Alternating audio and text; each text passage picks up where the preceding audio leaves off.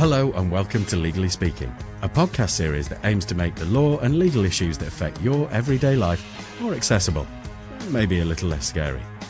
As this series is brought to you by Ison Harrison Solicitors, the Yorkshire law firm, I'll be joined by Richard Coulthard, partner and head of corporate law for Ison Harrison. Welcome back, Richard.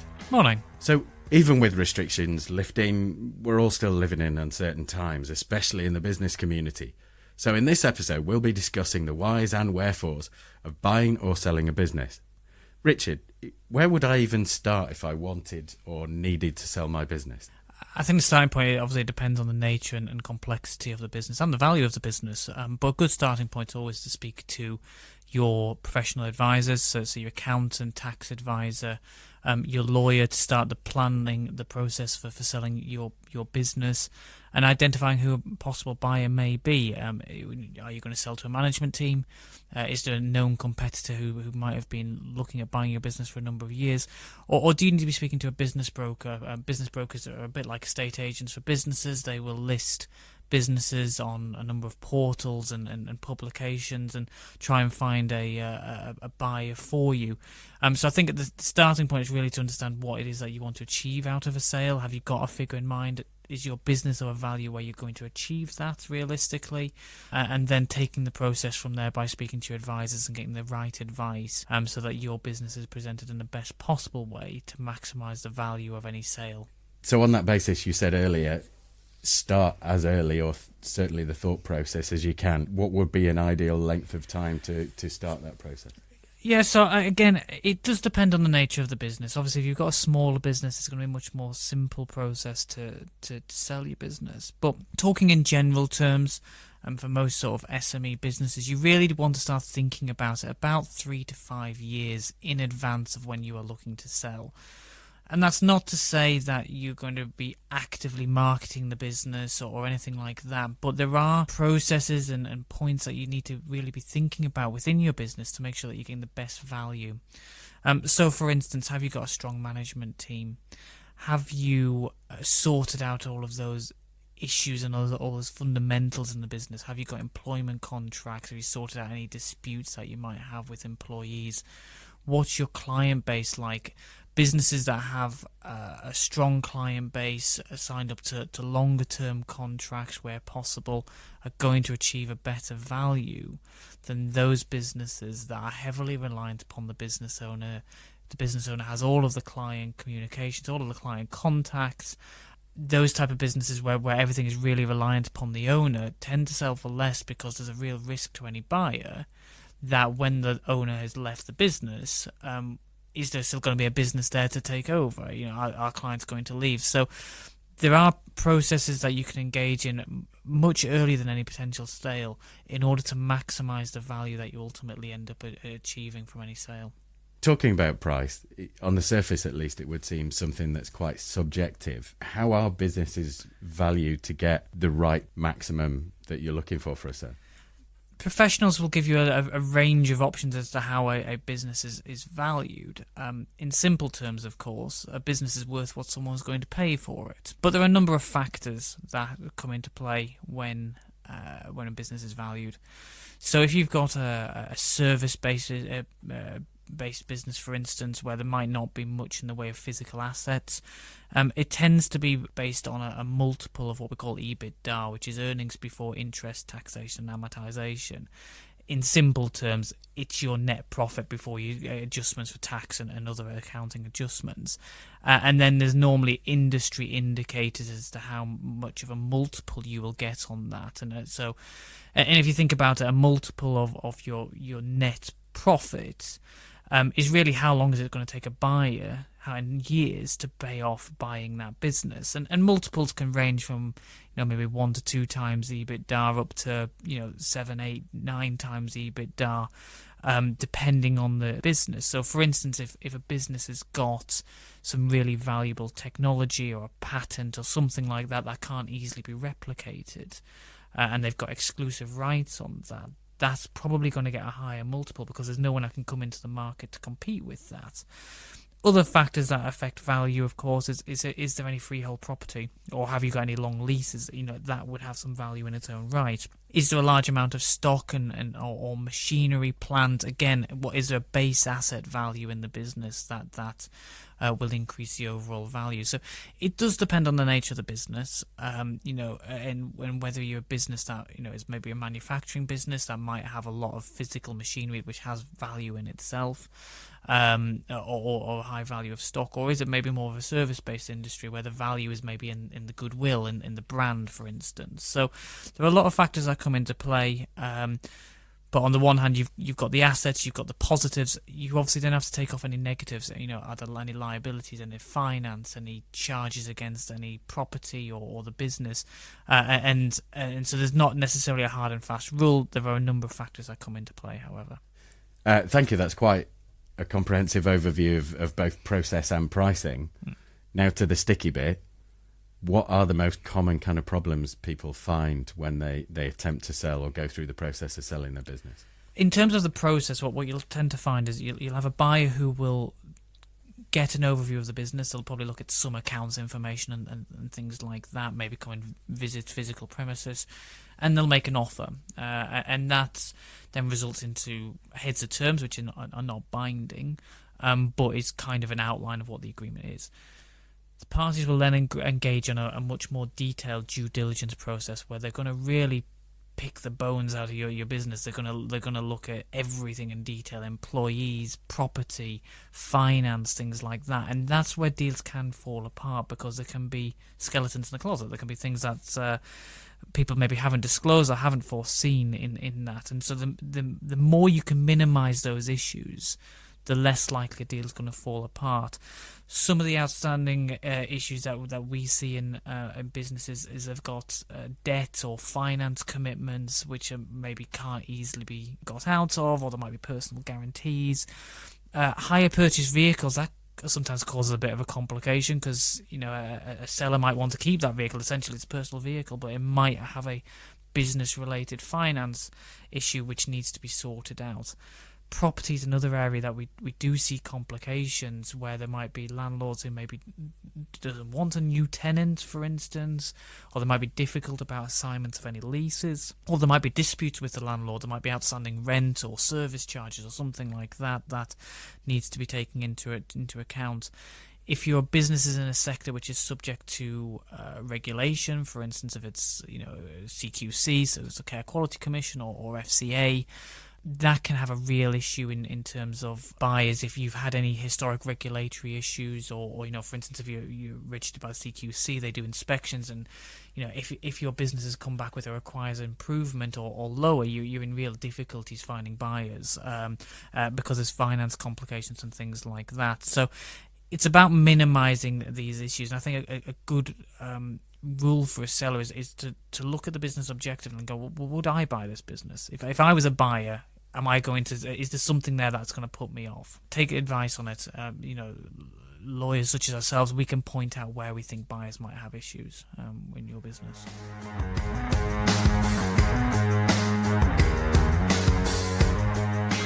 When it comes to buying, what would you identify or qualities of a good buy, regardless of what sector it's in?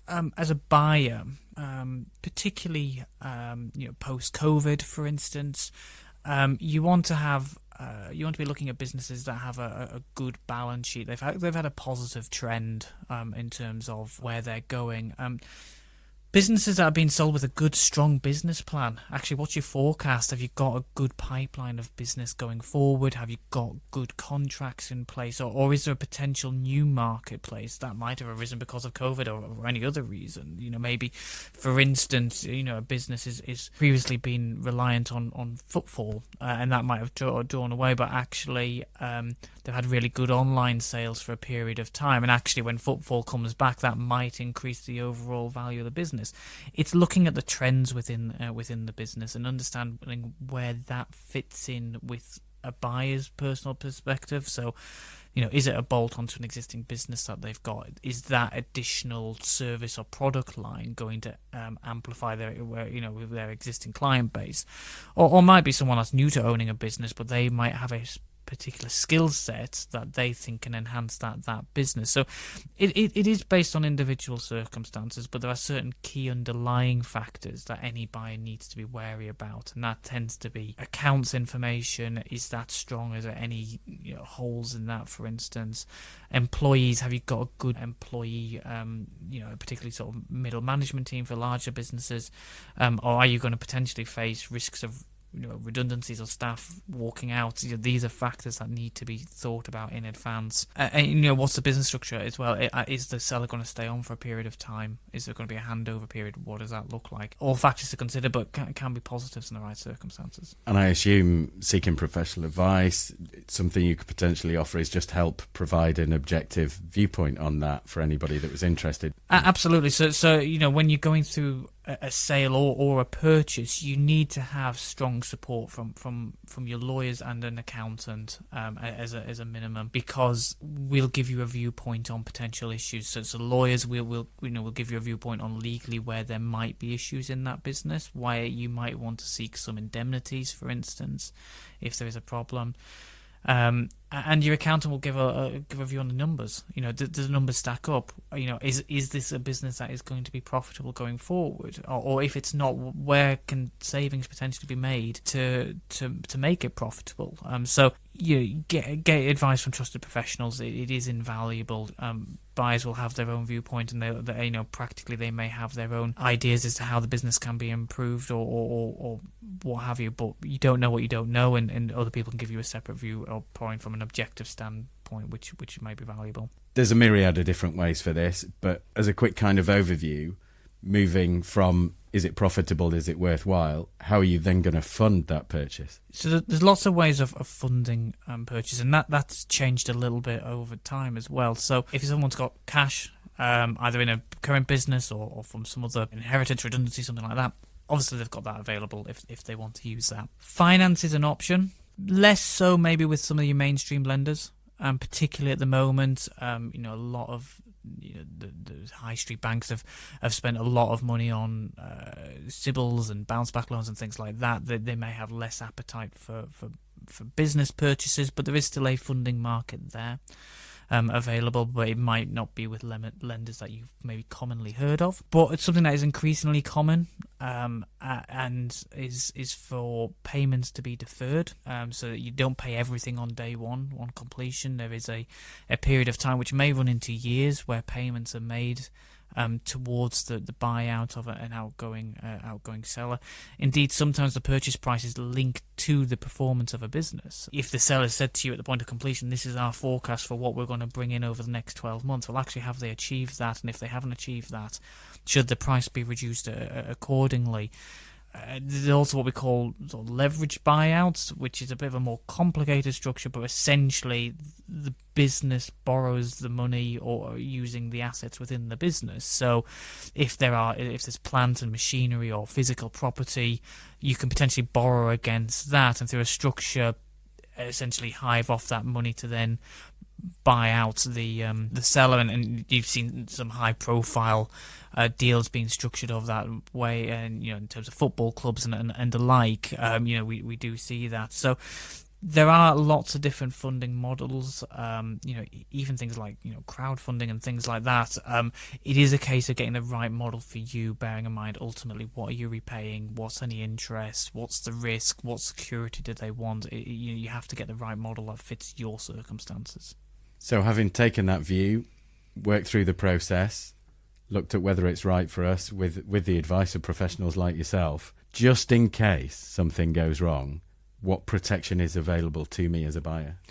So within a sale contract, you're going to ask the seller to provide what we call warranties and probably also indemnities. So to explain a warranty is a contractual promise made by one party to another, in this case a seller, to a buyer, that certain information, certain aspects of the business are accurate. So you might give a warranty, for instance, that there's no outstanding disciplinaries or grievances from an employee.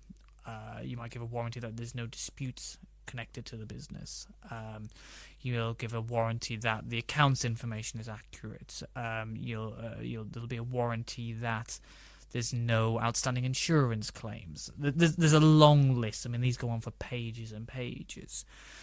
But the point being is, if any of those statements are untrue, then you would have a claim against the seller for breach of warranty, and you'd have a claim in damages for that. And if any of the payments are deferred, so if you've still got consideration to pay over a period of time, you would offset those breaches against those payments. You also tend to ask for indemnities. So if you know there's a particular problem, let's say, for instance, you know there is a claim being made by an employee against the business in the employment tribunal. It might be for unfair dismissal, it might be for holiday pay or something like that.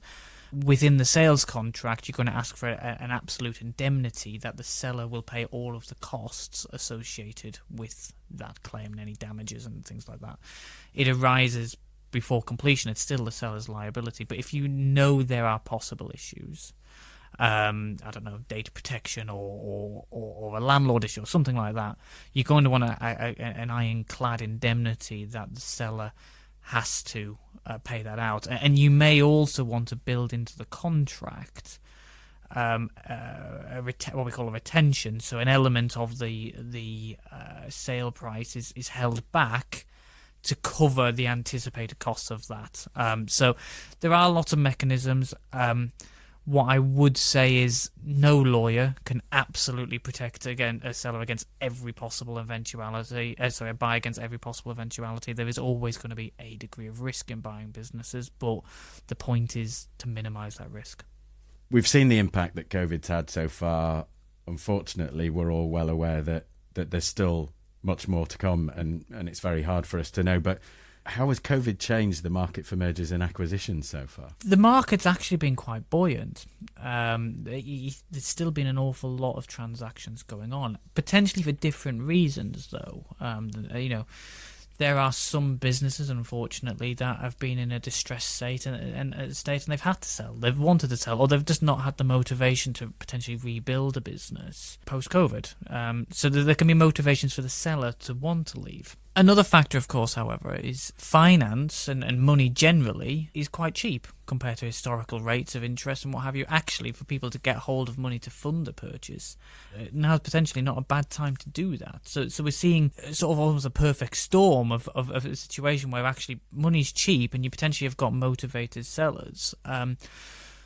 In certain sectors as well, if maybe you've got a pub or something with physical land, there is a demand for housing, there's a demand for property development. We are seeing businesses being snapped up, not with necessarily an intention for them to be run as a business, but actually they want the physical land or property to redevelop that into flats or property.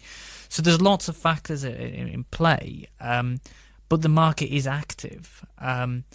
And so it isn't necessarily a bad time to sell, because there is actually potentially a number of buyers out there for the business. As I said, in certain sectors, finance is maybe a little bit more complicated, because there's maybe a reduced appetite because money's being allocated elsewhere. But more often than not, a deal can be done. If you've got the parties, wanting to work towards that goal, even if we've got to be quite creative as to how that's structured. So it's an active market, and I think that's probably going to stay in place for the foreseeable future. As I said, particularly if there are business owners who may have struggled because of COVID and need to get out. I think that is a factor. So given that it seems to be relatively buoyant, at least, certainly that there are opportunities there for both buyers and sellers, if you were to summarise top kind of tips for selling, what would they be? So for a seller, in an ideal world, you need to start preparing early. As a general rule of thumb, business owners who sell because they need to, without necessarily planning for that eventuality, will probably get less than what their business is worth. Whereas if actually you spend a couple of years of ironing out the issues, improving profitability, removing the owner, taking a step back from the business, businesses that sell for more are businesses that can run without business owner being involved, and it's kind of like it's the summer holiday test. If a business owner is away from the business for 2 weeks, how does that business run? If it runs without any issue, that's a great position to be in. Whereas actually, if the business owner's on email and phone every day going, I need to deal with this, need to deal with that, a buyer's going to see that as a problem, because actually, how do you extract that business owner out of the business without causing an issue? And so business owners who are thinking about retirement or selling or whatever need to try and extract themselves from day-to-day operations in the business if they want to get more money out of it. But also, iron out your property issues, iron out your employment issues, get your fundamentals right. If you can get clients on longer-term contracts, do so. You'll get more money for your business. And if you've got any particular intellectual property, so maybe a brand or a particular design or maybe some technology, think about whether you want to apply to register that as a trademark or register that as a patent. It can be worth spending the money on it. And for buyers? So I think top tips for buyers, first and foremost, surround yourself with good professionals. You get your team of trusted advisors, your accountant, your lawyer, your business advisor, your finance broker. These are going to add layers of advice and expertise that you probably don't have yourself. Consider what your payment structure is going to be like. Do you need to pay for everything up front? Is there benefit? And there probably is benefit in staging the payments, to give you some protection around that. And what security have you got actually if things go wrong? Is there a tangible asset base actually if things maybe don't work out where you want them to be? But fundamentally, the key is a thorough due diligence process. You really get to know that business and what are the issues if there are any. Who are the clients? Have they got bad debtors, for instance? Have they got issues with finance? And it's not just a headline profit figure. Accounts can be presented in such a way where a business looks profitable, but actually has it got cash in the business? Is there good working capital? These are factors that need a bit more thought than maybe just a headline view. So I think surround yourself with the right people, and you shouldn't go wrong around that. Thank you very much. And if you want to find out any more about potentially buying or selling, you'll be able to find more advice at isonharrison.co.uk.